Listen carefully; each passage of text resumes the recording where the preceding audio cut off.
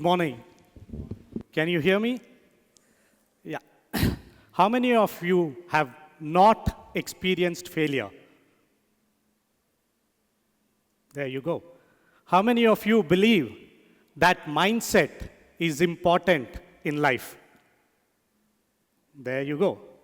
So that's my talk today, where I will spend some time in dwelling about my failures and how I overcame those failures and the mindset that I have towards failures. My jugalbandi with failure started when I was 10 years young. One day my dad walked up to home during a rainy evening with tears in his eyes. He had lost his job from a company where he had worked for more than 10 years. The tears were camouflaged in the rain, but I could see that he had failed. He had failed to fend for our family. That was my first encounter with failure. And we had two choices, two clear choices. Either complain it on the fate or take it up as a challenge and see what we could do with that particular incident. We chose the second one. I put up my hand and I said, I will start my professional journey there. At the age of 13, I started my first job delivering newspaper early in the morning. Delivering milk, being at bakery, picking up items and giving to people. Not many know about this journey of mine. School was difficult for me, and my personal encounter with failure started in school. I'm sure most of you also would have gone through it. Teachers used to ask to read out loud papers from lessons. The moment it used to start from the first bench, I would be like, okay, this person will read this. I would be prepared telling that, okay, when it comes to me, I have to read this particular sentence.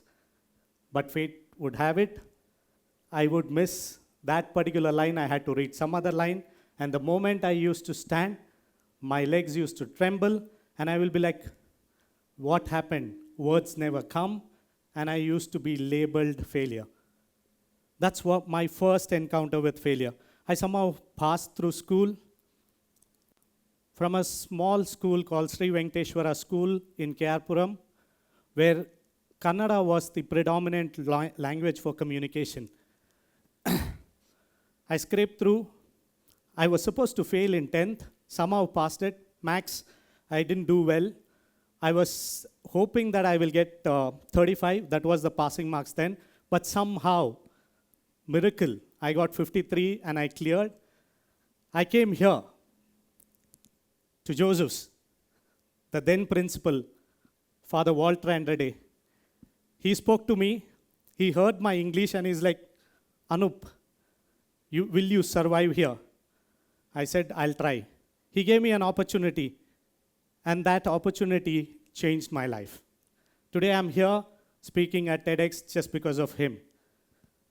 This institution breaks you, both your bone and your heart, but just to build you up. I had many failures in this institution. To start off, the first week was hell.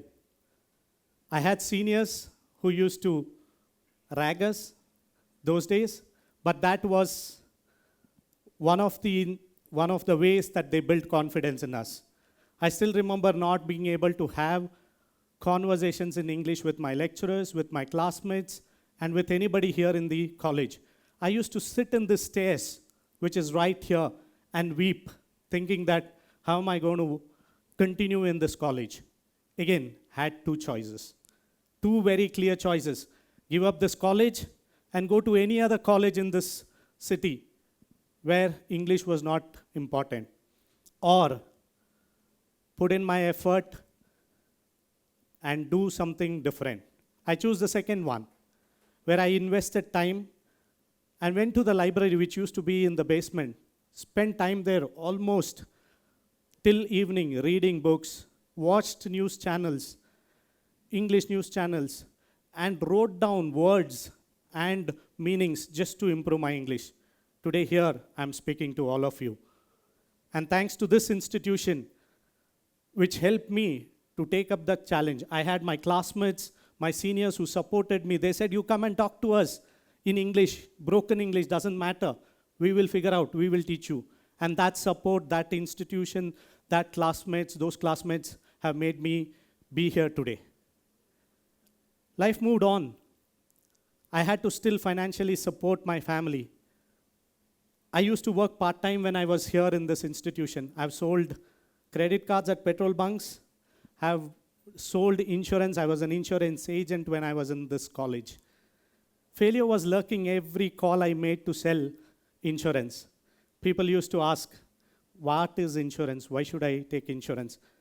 Every failure, every call that I made, every failure I had taught me how to deal with failure.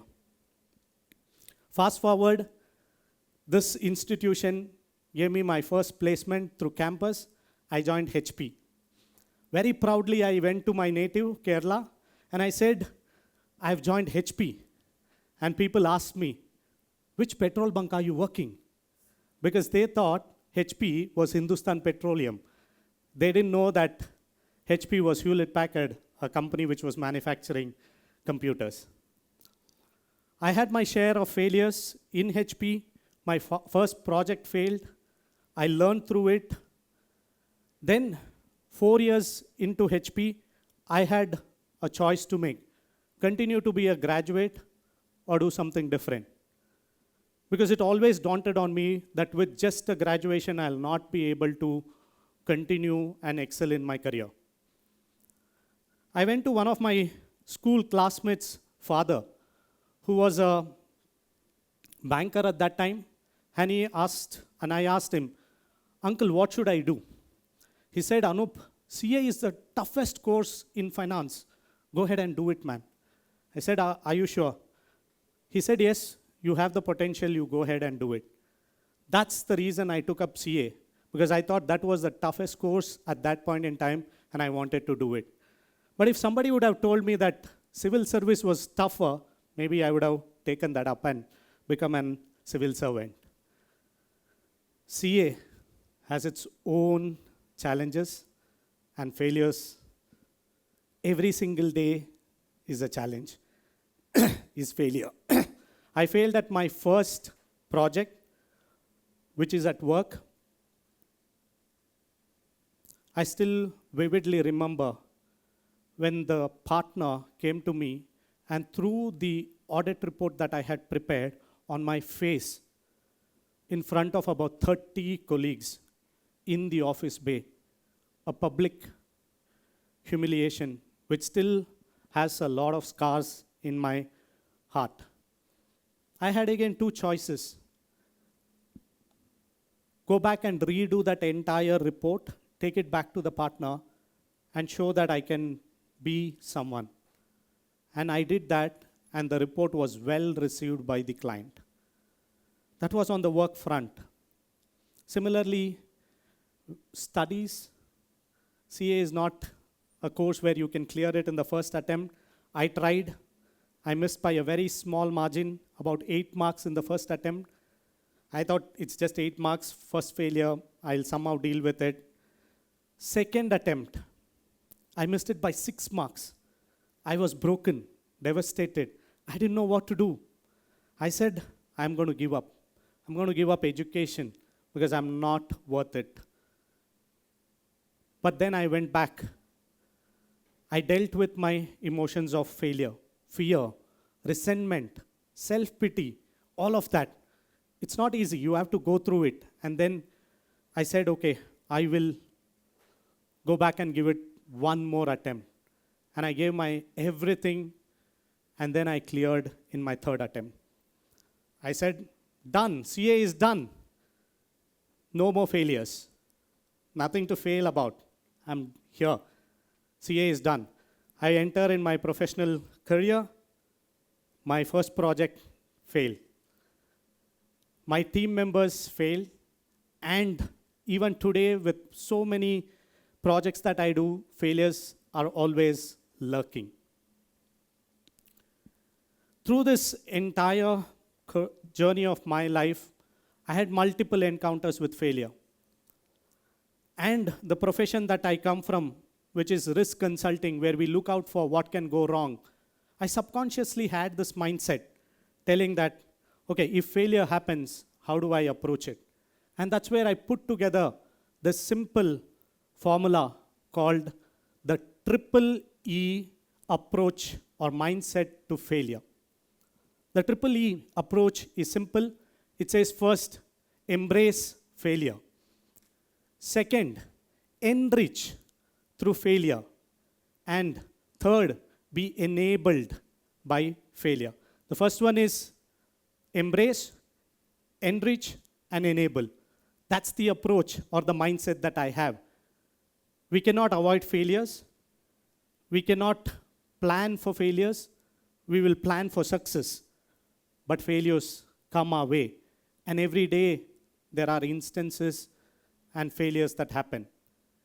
If we have the right mindset of embracing failure, accepting that failure is part of life, embracing it when it happens, and going through the emotions and living those emotions help you to become a better person.